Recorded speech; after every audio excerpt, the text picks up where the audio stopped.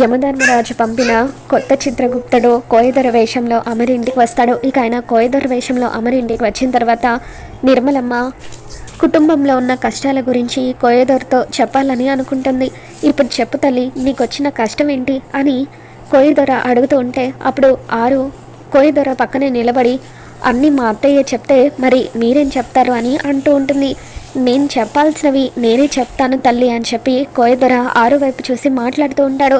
దాంతో ఆరు షాక్ అవుతూ నేను మీకు కనిపిస్తున్నానా అని చెప్పి కోయదొర వేషంలో ఉన్న చిత్రగుప్తుడితో అంటూ ఉంటుంది.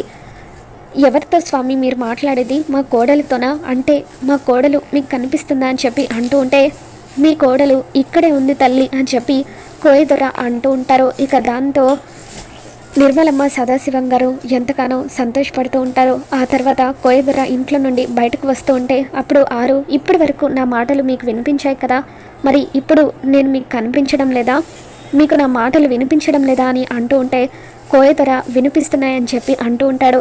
నేను మీకు ఎలా కనిపిస్తున్నానో తెలుసుకోవాలనుంది అని చెప్పి ఆరు అంటూ ఉంటే అది రహస్యం, చెప్పకూడదు.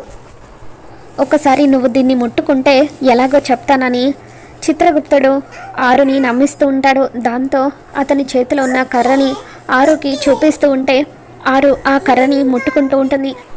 ఆ కర్రకు ఒక వజ్రం కూడా అతికిచ్చి ఉంటుంది. ఇక ఆ వజ్రం ఉన్న కర్రను ఆరు ముట్టుకోగానే ధూమ్ తక్క అంటూ చిత్రగుప్తుడు ఆరుని పైలోకానికి తీసుకెళ్ళిపోతూ ఉంటాడు.